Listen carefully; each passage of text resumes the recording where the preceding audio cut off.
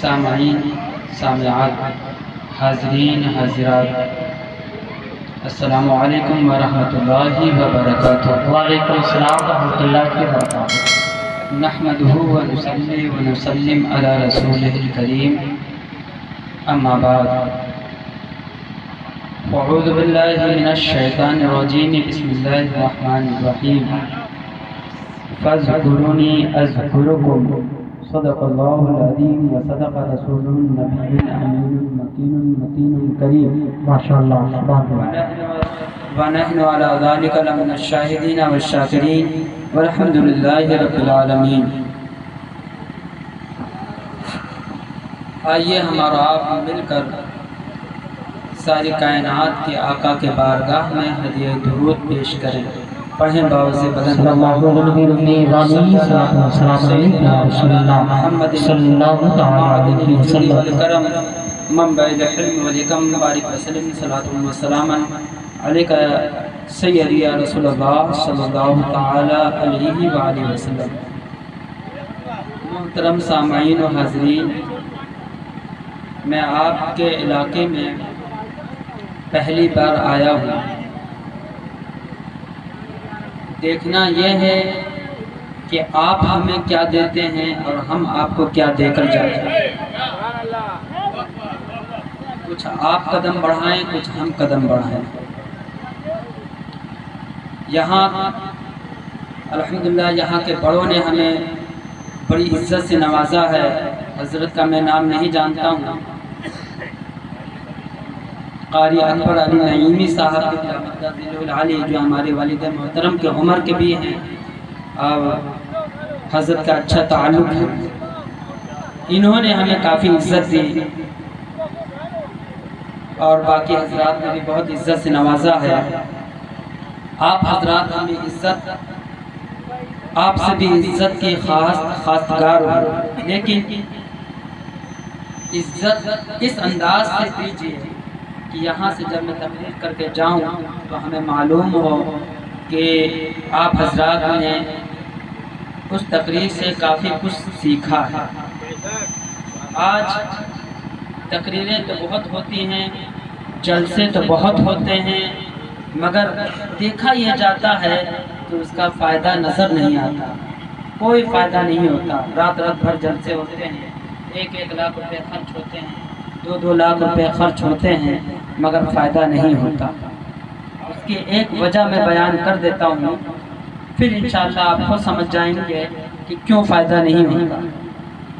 آپ لوگ جو یہاں وہاں سے لے کر یہاں تک بیٹھے ہوئے ہیں، سبھی کی نیت صرف یہ ہے کہ چلیں جلسے گاہ میں جلسہ سنتے ہیں، ثواب ملے گا۔ مولانا صاحب لوگ آئے ہیں، تقریر کریں گے، ثواب ملے گا، اسی نیت سے آئے ہیں۔ پوسٹر وغیرہ میں بھی یہی لکھا جاتا ہے کہ کثیر تعداد میں حاضر ہو کر ثواب دارین حاصل کریں۔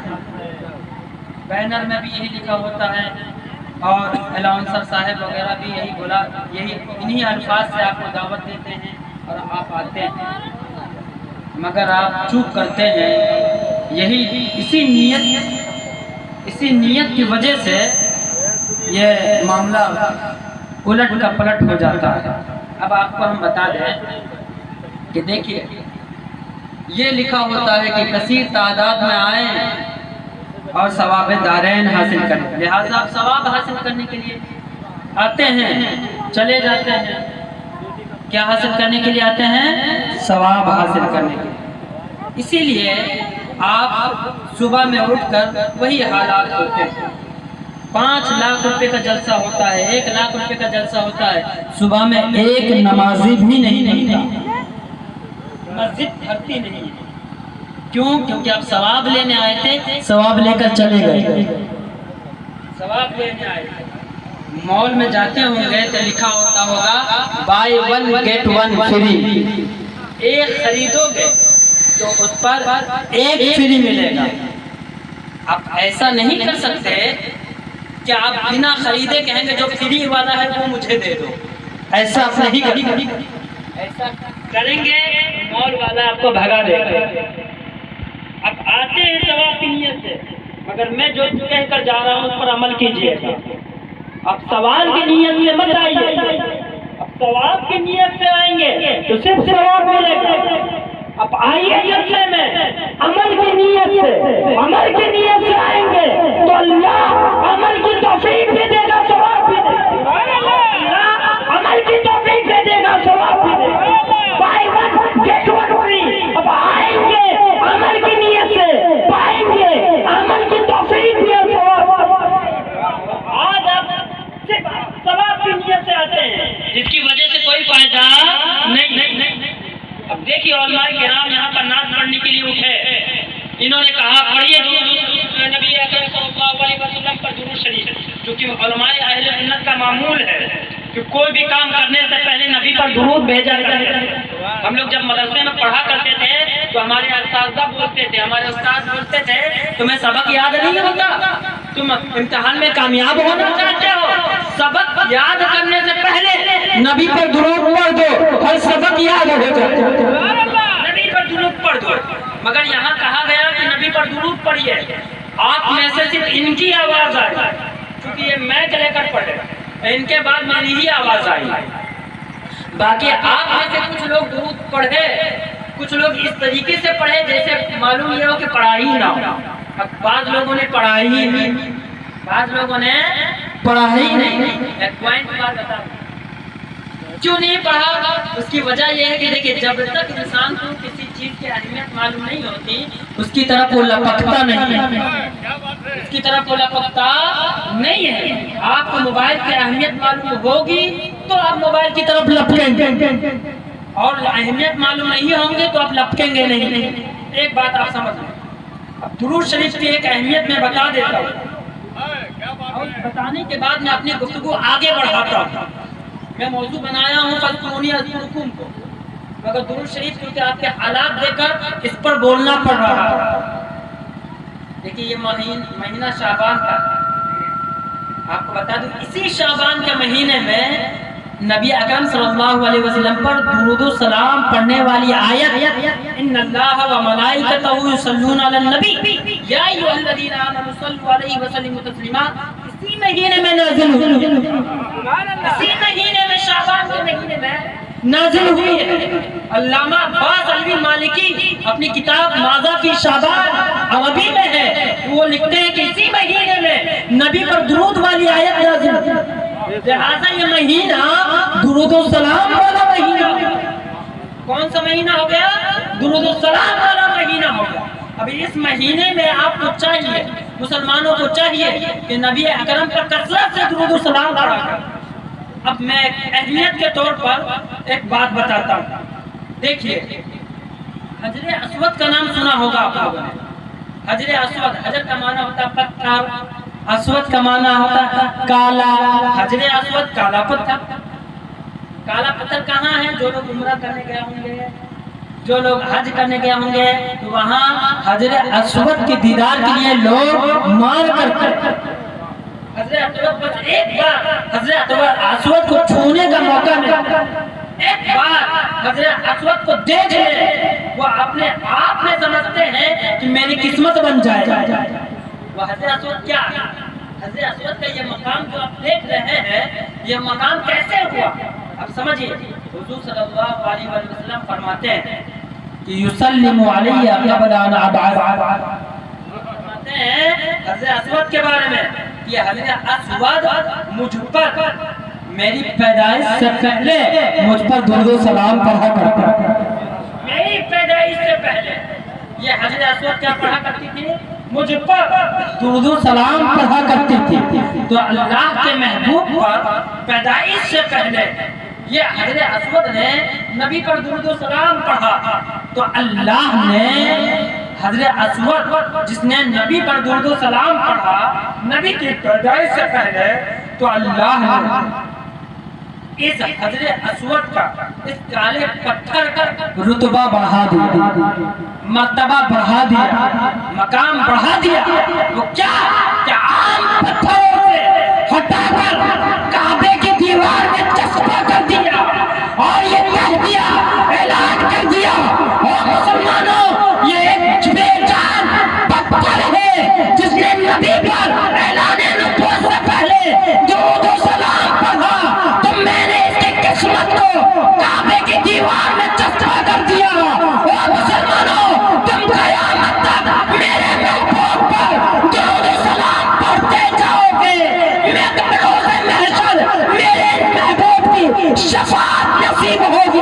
शायर कहता है मैं सो जाऊं या मुस्तफा कहते कहते खुले आंखें सल्ले अला कहता है, मैं सो जाऊं या मुस्तफा कहते कहते खुले आंखें सल्ले अला।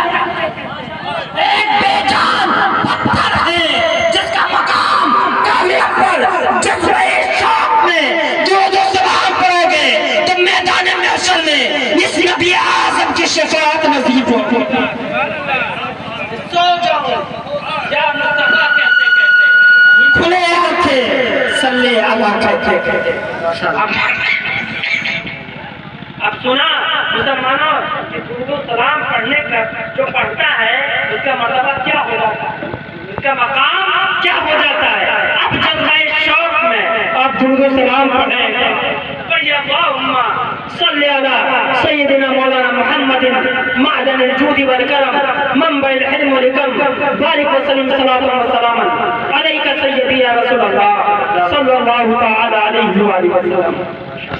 जो लोग इससे कब्ल हमारे साथ इजलास में मौजूद थे जैसे आप, वो जानते हैं कि मैं ज़्यादातर इस्लाह पर गुफ्तगू करता हूँ, इस्लाह मुआशरा पर गुफ्तगू करता हूँ जिसकी अशद ज़रूरत है। और उन बातों को इस्लाह मुआशरा में भी रटी रटाई हुई बातें मैं नहीं बोलता, जिसकी ज़रूरत जब पड़ती है उसी एतबार से मैं गुफ्तगू करता हूँ। मैंने गुफ्तगू करने से पहले कुरान की आयत की तिलावत की है जिसमें अल्लाह ताला फरमाता है फज़कुरूनी अज़कुरुकुम। इस आयत को समझने के लिए फज़कुरूनी अज़कुरुकुम का मतलब है कि तुम मेरा चर्चा करो मैं तुम्हारा चर्चा करूं, मगर इस आयत को समझने के लिए दूसरी आयत को पढ़ता हूँ, उसको समझेंगे फिर इस आयत का मतलब समझना है। अल्लाह फरमाता है या अय्युहल्लज़ीना आमनू ज़कुरुल्लाह ज़िक्रन कसीरा। माशाअल्लाह, अल्लाह फरमाता है ईमान वालों, या अय्युहल्लज़ीना आमनू, ऐ ईमान वालों, उज़कुरुल्लाह ज़िक्रन कसीरा, अल्लाह का उज़कुरुल्लाह ज़िक्रन कसीरा, अल्लाह का कसीर खूब ज़्यादा से ज़्यादा जिक्र करो, चर्चा करो। ये अमल बताया अल्लाह, क्या बताया? अमल बताया। एक बात याद रख ले, हर अमल का एक जज़ा होता है, हर अमल का एक जज़ा होता है।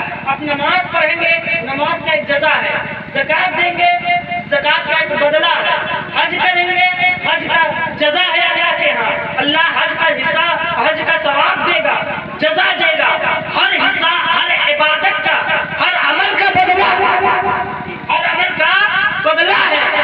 अल्लाह का चर्चा करना, अल्लाह इस अमल का बदला कि अल्लाह ने कहा है ईमान वालों, रब का खूब खूब चर्चा करो, रब का जिक्र करो, ये भी एक अमल है, ये भी एक अमल है। हर अमल का बदला मुतअय्यन है, हर अमल का बदला मुतअय्यन है, बता दिया गया है ऐसा करोगे तो ऐसा मिलेगा। मगर ये अमल कि ऐ ईमान वालों अपने रब का चर्चा करो, ऐ ईमान वालों अल्लाह का चर्चा करो, इसका बदला क्या है? तो अल्लाह फरमाता है या अय्युहल्लज़ीना आमनू अल्लाह उज़कुरुल्लाह, ऐ ईमान वालों अल्लाह का जिक्र करो, ये अमल है। और इसका बदला फज़कुरूनी अज़कुरुकुम, ये बदला है कि तुम रब का चर्चा करोगे, रब तुम्हारा चर्चा करेगा। पता क्या चला? तुम रब का चर्चा करोगे, रब तुम्हारे रुतबे को बढ़वा देगा। आला हज़रत फरमाते हैं या रसूल अल्लाह काम वो ले लीजिए, तुमको जो राज़ी करे, ठीक होगा मेरे साथ, तुम पे करो।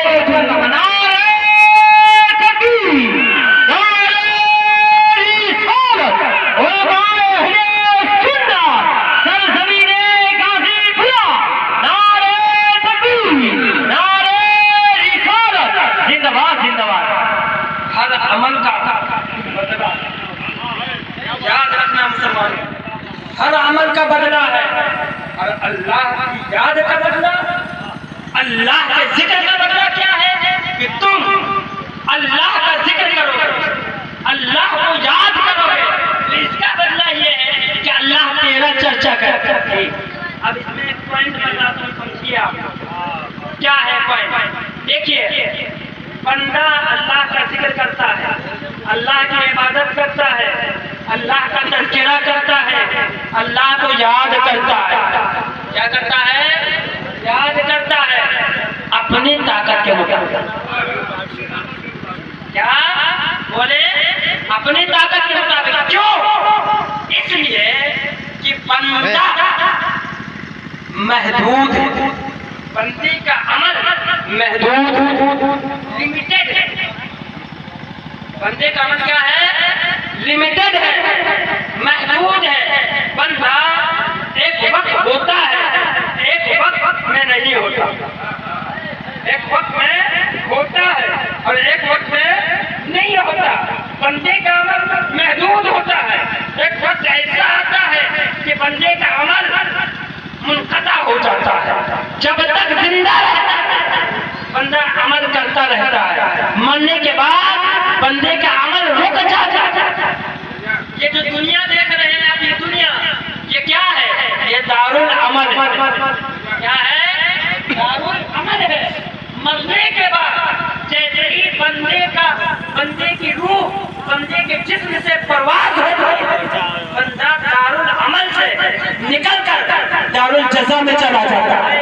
بندہ جب تک دنیا میں ہے دارالعمل میں ہے، اور اس دارالعمل میں بندہ اپنی طاقت کے مطابق، اپنی اوقات کے مطابق، اپنی حیثیت کے مطابق اللہ کو یاد کرتا ہے، اللہ کا ذکر کرتا ہے، اللہ کی عبادت کرتا ہے۔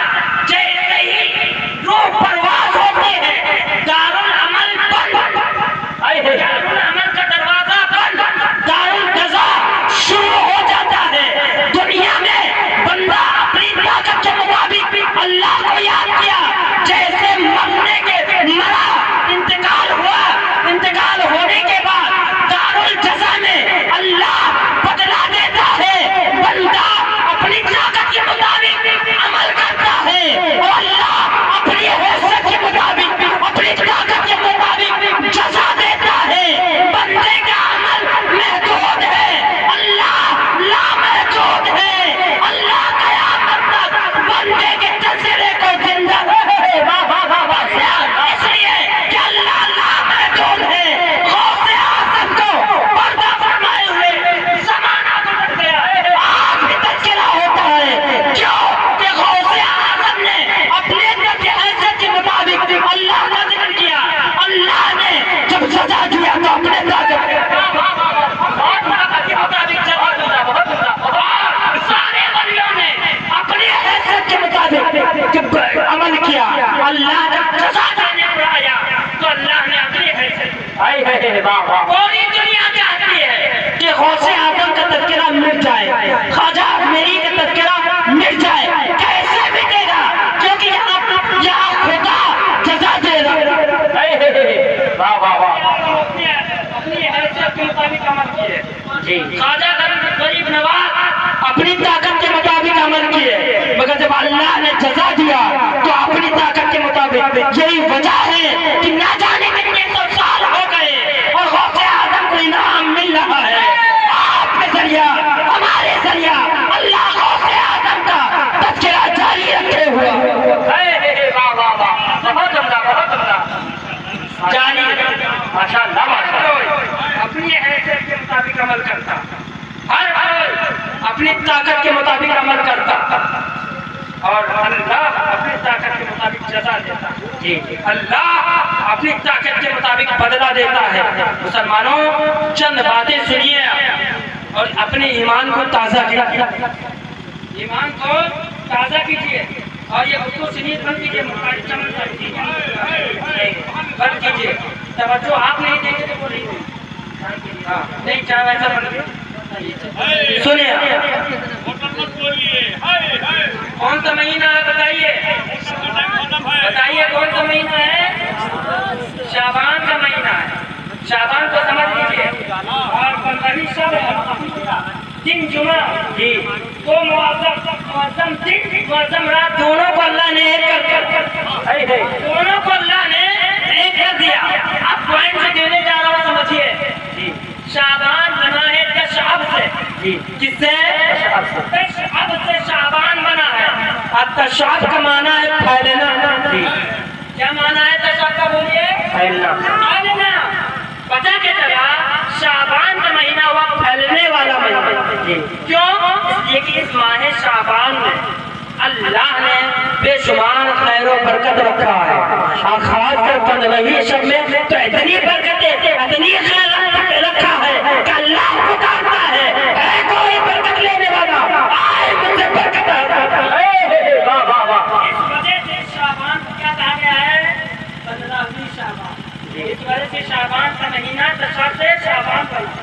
اب سنو آقا دو عالم کیا فرماتے ہیں؟ ترمذی شریف کی حدیث ہے. اللہ کے رسول فرماتے ہیں، دیکھیے جی آج اب سیدوں کی عزت کیوں کرتے ہیں؟ کیونکہ ان سیدوں کا رابطہ، ان کی نسبت آقا دو جہان جی چہرے سے تو محبت نہیں ہے، گوشت سے محبت نہیں ہے، محبت نسبت. محبت کس سے ہے؟ نسبت سے. سنو نسبت کی بات. حضور فرماتے ہیں شعبان شہری و رمضان شہر اللہ. شعبان میرا مہینہ ہے، رمضان اللہ کا مہینہ ہے. شعبان شہری، شعبان میرا مہینہ ہے، رمضان شہر اللہ، رمضان اللہ کا مہینہ. اب سنو، اللہ کے رسول صلی اللہ علیہ وسلم نے اس ماہ شعبان اپنی طرف نسبت کر کے اس ماہ شعبان کی قدر و منزلت کو بڑھا دیا. شعبان نے اپنی قسمت پر نازا، اپنی قسمت پر یہ شعبان بھی اشک کر رہا ہوگا کہ نبی نے مجھے اپنی طرف بلایا، نبی نے خود سے نسبت دی. اب سمجھے دوسری حدیث میں اللہ کے رسول فرماتے ہیں، پہلی حدیث میں کیا کہا؟ شعبان میرا مہینہ ہے، یعنی شعبان کو اپنی طرف نسبت دینے کے بعد دوسری حدیث میں فرماتے ہیں کہ سنو اے اللہ، جب کا چاند اللہ کے رسول دیکھتے تو یہ دعا کرتے ہیں. کیا کرتے ہیں؟ بارک لنا فی رجب و شعبان. کیا کہتے ہیں؟ اے اللہ رجب اور شعبان میں رجب اور شعبان کو ہمارے لیے برکت والا مہینہ کر دے، اور اس کے بعد رمضان میں ہمیں داخل کر دے. رجب اور شعبان کو ہمارے لیے برکت والا مہینہ کر دے، جی اس کے بعد شعبان رمضان میں داخل کر. کیا مطلب یہ کہ اللہ کے اے اللہ رمضان شعبان میں ہمارے امتی گناہوں سے توبہ کر کے مبارک ہو جائے، پھر توبہ کر کے تیرے مہینے میں داخل ہو جائے. واہ واہ واہ واہ واہ واہ واہ. آئی ہے. اور اس بات کو سمجھنے کے لیے ایک شعر دیتا ہوں. ماشاءاللہ. کیا دیتا ہوں؟ اس بات کو سمجھنے کے لیے ایک شعر پھر میں سمجھاتا ہوں. درود شریف پڑھیں. اللہم صلی علی سیدنا شفیع